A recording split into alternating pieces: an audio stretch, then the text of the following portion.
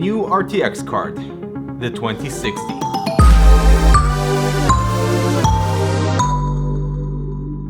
So I'm here in Montreal, and right before CES, look what shows up. Crap, it's another RTX launch. We're gonna have to be all negative, put a clickbait title. This sucks. But is it really that bad? But you know what, Dimitri? It might be pretty damn good. Which is it? Let's find out right after this. What would you like? So I'm looking for a gaming headset with a bit of everything, but not overkill. Something that folds on your neck. Sure. How about the light frame without excessive clamping force? Yes. Comfortable ear cushions with proper internal padding? Excellent, I will take. The cable and the microphone are removable. Fine, this is the one. Multi-platform compatibility with virtual surround sound dongle available. Can I just take one? And the sound quality you'll be satisfied with. So the new Cooler Master MH751 and 752 are here to make your gaming experience. Alright, good people, so let's talk about the specs, because NVIDIA actually did not cut all that much when compared to the RTX 2070. The RTX 2060 uses the exact same TU106 core, but it cuts out 6 streaming multiprocessors, 2 32-bit memory controllers, some ROPs, and L2 cache. That means the RTX 2060 ends up with the exact same specs as the last generation GTX 1070, but uses a narrower 192-bit memory interface and 6GB of fast GDDR6 memory.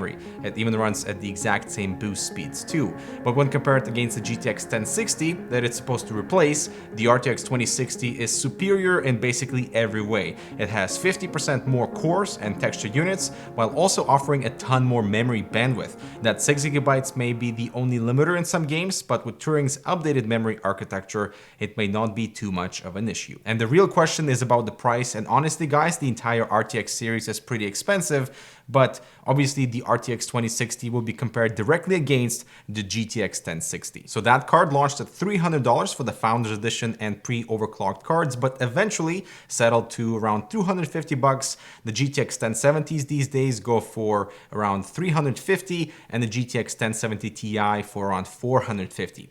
But what about the GTX 1080? Well, good luck finding those at reasonable prices. And so the RTX 2060 is launching at $350 for the Founders Edition and board partner cards, so there is no FE tax and will be higher priced for pre-overclocked models. And so it's basically $100 more than the GTX 1060s right now, and you know, that $100 price hike is quite a lot to ask for a 6 series cards. So from a pricing perspective, it aligns a bit more with the GTX 1070 than the GTX 1060. And also remember, the RTX 2070 cards start at $499. So could this be the RTX card we've all been waiting for?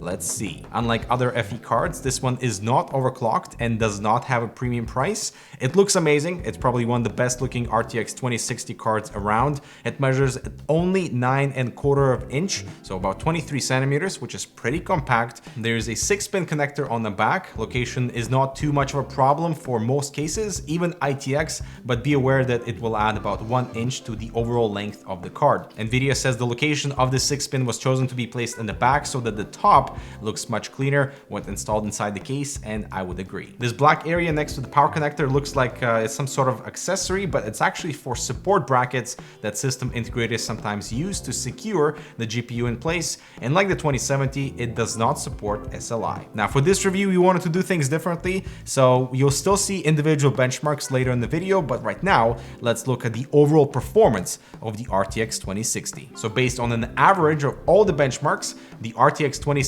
is about the same performance as the GTX 1070 Ti and also nearly beating out the Vega 56. That means it's also between 40 and 50% faster than the GTX 1060 6GB version, depending on the game. And one interesting thing is that it costs $150 less than the RTX 2070, but is only about 15% slower on average. And honestly guys, this makes the RTX 2070 look like a pretty poor value for 1080p and 1440p. And speaking of value, check this out guys. With the RTX 2060 sitting at $350, it leads everything else based on the amount of money you pay for performance at 1080p. And sure, if you find a GTX 1070 or 1070 Ti on a crazy sale, you might be better off with those, but the 2060's price to performance ratio is still pretty far ahead. The nice thing about the 2060 is that its performance does not fall apart at higher resolutions, and it actually pulls a bit further away from all other cards at 1440p, and this could make it a really good option for someone who has plans to upgrade their 1080p monitors in the future to 1440p, 1440p for life. And while the RTX 2060 may be ahead in these charts, it is expensive when compared to the GTX 1060. Really expensive, since paying $100 more is a huge amount in this category, and the $350 price point really means it takes over from the GTX 1070 and the older 970 rather than the GTX 1060. And honestly, if you already have a GTX 1070, there's absolutely no reason for you to upgrade. All right, so let's get into the benchmarks. As we go through these charts, I want to talk a bit about price creep, because it's a real problem that's been highlighted here. The second someone hears about the 60 series NVIDIA GPU, they might right away think it's, an affordable graphics card that combines performance with great value. And yes, the 2060 does provide good value for its price in our charts, but that does not mean that it is affordable. At $350, this is an expensive GPU that will not fit into many people's budgets. Remember, the GTX 960 was launched at $200, the GTX 1060 hit the shelf starting at $250, and now the RTX 2060 is $100 more, putting it into the same, price territory as the original $380 launch price of custom GTX 1070s. And that really hurts for anyone expecting a cheap RTX 2060. Like I said, if you're sporting a GTX 1060 or a 960, this really is not the card for you, since it costs a lot more than what you originally paid. The worst part about this situation is that GTX series cards are not only running out of stock, but are also starting to get price hikes due to supply versus demand. So unless AMD comes up with something really interesting, anyone looking to upgrade or build a new gaming system will be forced into this higher price structure. There's nothing consumer friendly about this, guys, especially when those RTX features can only be used in a few games. Luckily, given its performance, the RTX 2060 does not consume a lot of power like the AMD cards, but its overall performance per watt is not much better than that of the GTX 1070 and the 1070 Ti, but it's also pretty quiet.